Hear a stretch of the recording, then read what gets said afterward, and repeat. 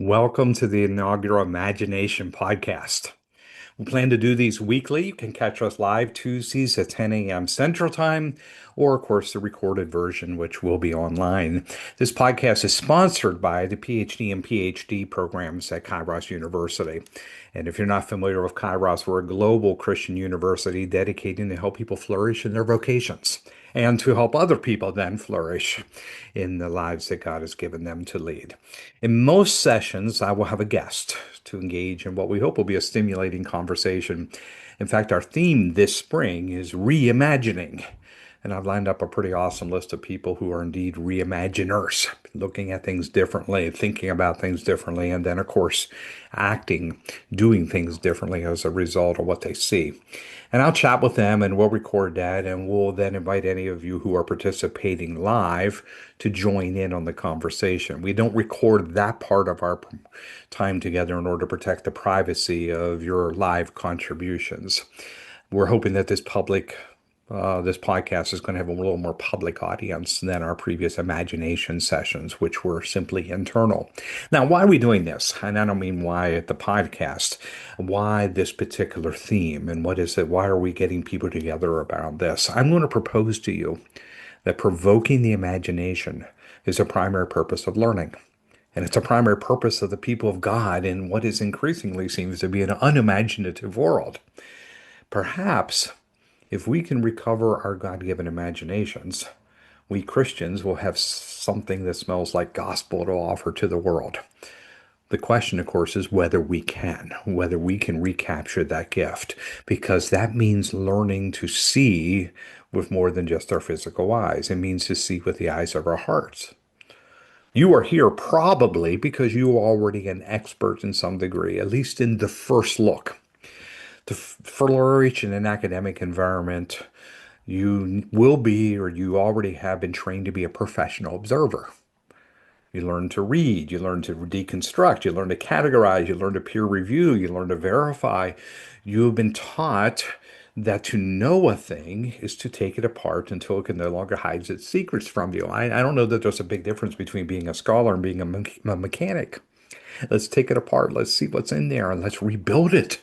And maybe we can do better than what we've been given than the previous generations have done.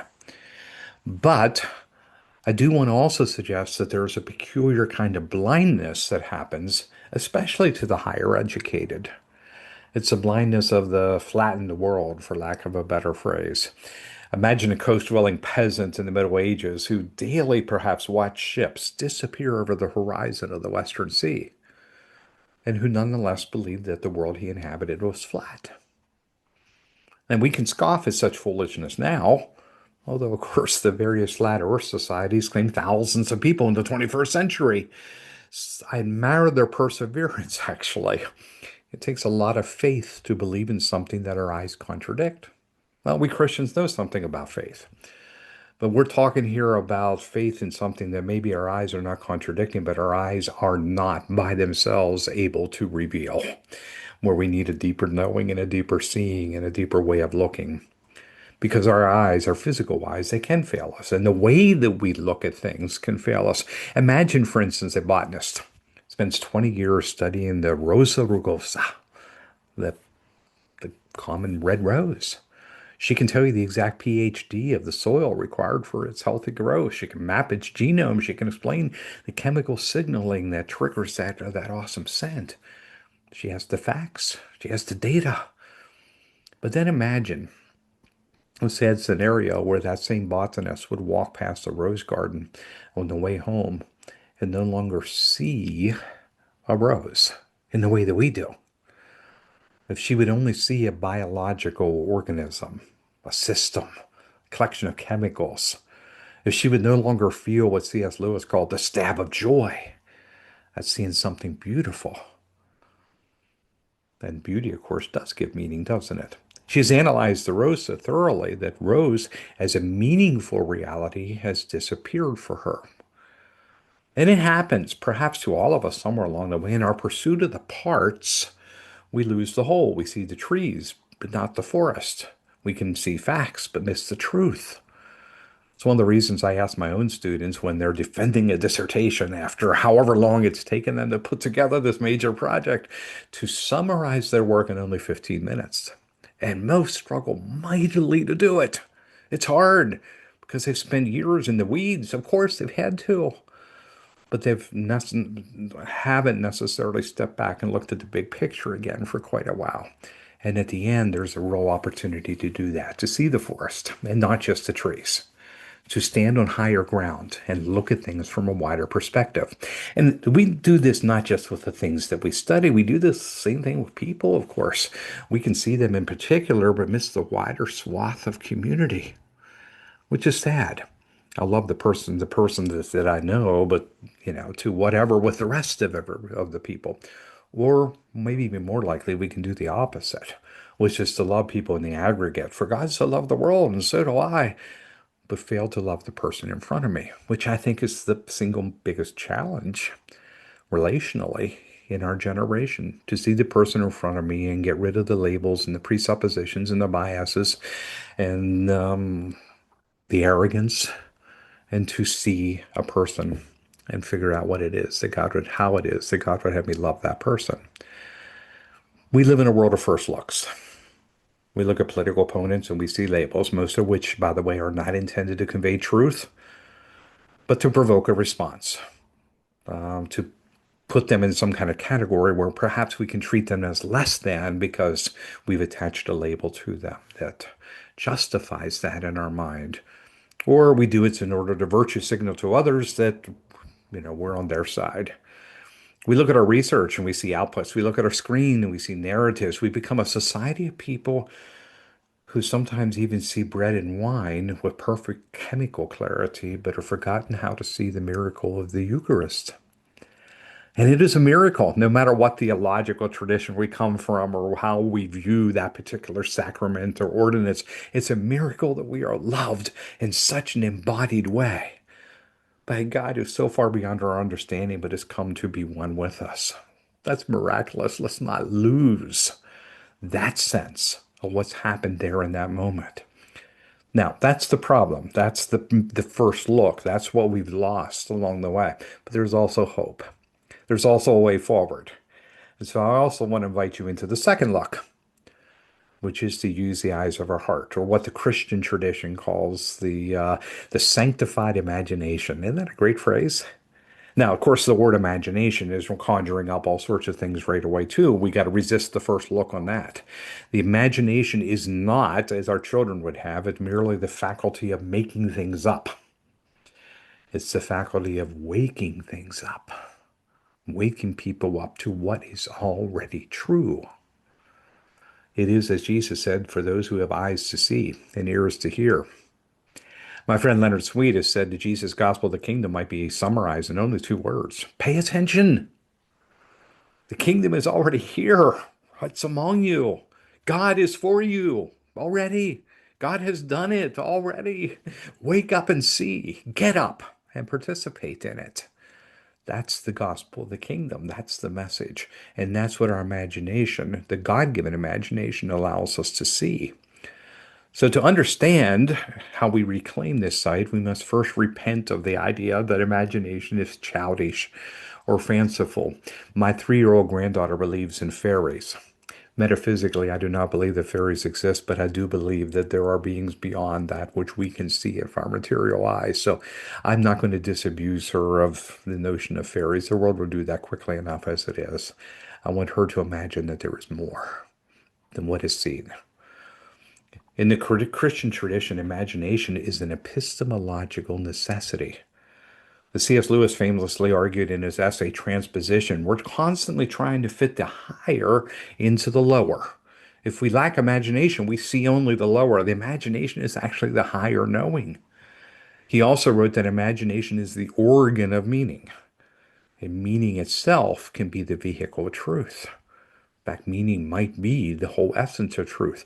If reason is a tool that we use to check the truth of a statement or the facts of a statement, imagination is what allows us to understand what the statement means in the first place. After all, a rose is just a rose. A rose is just another weed in a flower bed. until or unless we agree together that it means beauty and that beauty is to be desired. And then we start giving roses to one another in a way of saying, you are beautiful. And I love the beauty that I see in you. Now the meaning is attached. Malcolm White, the priest poet, explains this by, or expands on this by suggesting that reason is like the light that helps us see within a room, but imagination is the window that lets light in from outside the room.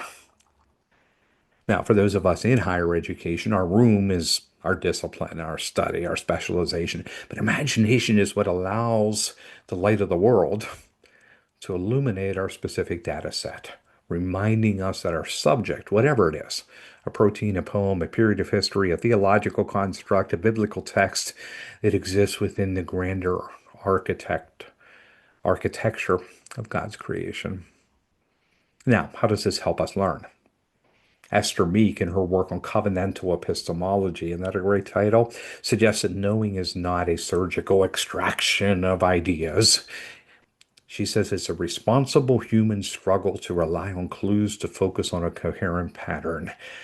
In other words, it's pattern making, pattern identifying. It says all knowing begins with a longing. It's an act of trust. Faith precedes knowledge. We have an act of trust, a step of faith when we look at a mess of data and have a hunch, have an intuition that there's a pattern there. When we do that, we're performing a creative act, kind of alongside God. We're acting the image of God who spoke order into chaos.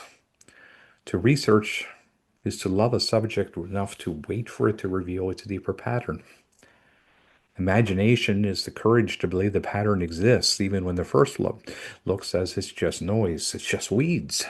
No, there's something in there that has meaning, something that has beauty, something that speaks louder than just the data that I'm looking at the moment. Interestingly, Albert Einstein said much the same thing when he was asked, how do you see further than others? He had a remarkable year. 1905, his Annus Mirabilis, his miracle year. He was a 26-year-old patent clerk. And in 1 year alone, he wrote three scientific papers that changed the way we look at the universe. How was he able to do that? And his answer surprised people. In the era of the Enlightenment, he didn't start with reason or research. He started with intuition. His imagination led him to see what might be possible as he pondered a question. How these dots connect? What do I do with these problems that I see? And it was subsequently confirmed by research, yes, but mostly done by other people. And that research confirmed that what he imagined is actually true in reality, or at least to some degree, because another Einstein's going to come along and imagine something that goes even beyond him. But without imagination, we don't even know where to look. So we must address the world outside of our library, outside of our rooms, outside of our discipline, outside of our first look, outside of the material reality that we think is all that is real sometimes. We do that by looking at the world outside. We live in a deeply polarized era. And as I said, where we're told that the other is our enemy and that reality is simply what the loudest voice says it is. We're told to believe that the loudest voice is true simply because it's loud or happens to agree with our previously decided biases and assumptions. And it takes real courage to listen to another voice, our inner voice, a divine voice, and then speak the truth that it conveys. Maybe only the prophets are truly able to do so, but are we not all called to be prophetic? Is that not part of our new DNA as spiritual beings made in the image and likeness of God and who have been redeemed by the God who loves us? Walter Brueggemann, the biblical scholar, reminds us that the prophetic imagination, he wrote a whole book on this, is a capacity to conceive of a version of reality different than the one that's been handed to us. And we will always be handed one by the previous generation, by the world at large, by the context in which we live. But to really trust the prophetic imagination that says that there is more than just that. Our current culture wants to hand us a reality of fear and division and scarcity, and yes, there's some truth in that. But the Christian imagination allows us to look at the world and see also a theater of grace. The prophetic imagination wants us to see the political enemy. Sorry, I'll start that one again. The prophetic imagination allows us to see the political enemy as a bearer of the Imago Dei, the image of God, and sometimes, strangely enough, even as a bearer of truth. It allows us to imagine a future reconciliation that the current headlines say is impossible. It's the ability to see through the fog of the present into the already but not yet of the kingdom of God. So, our work as learners and believers is to be seers. That's the original meaning of that word, seer, a seer in a world of the blind. Or maybe to see in the dark. Well, most people are stumbling around. So we got to resist nothing buttery.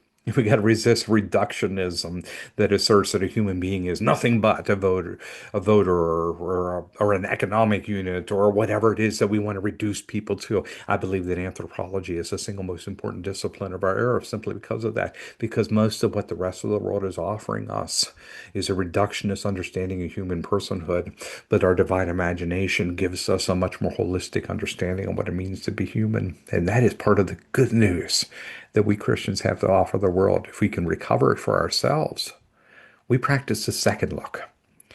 We look at the world and, like the poets, see it charged with the grandeur of God. We do not simply see, we see as. And to see the world as a gift is the ultimate work of the sanctified imagination. So I want to give you some questions for you to ponder as you listen to this and decide how this might apply to you in your context. First, in your context, in your discipline, in your vocation, what is the thin or flattened version of reality that others want you to settle for?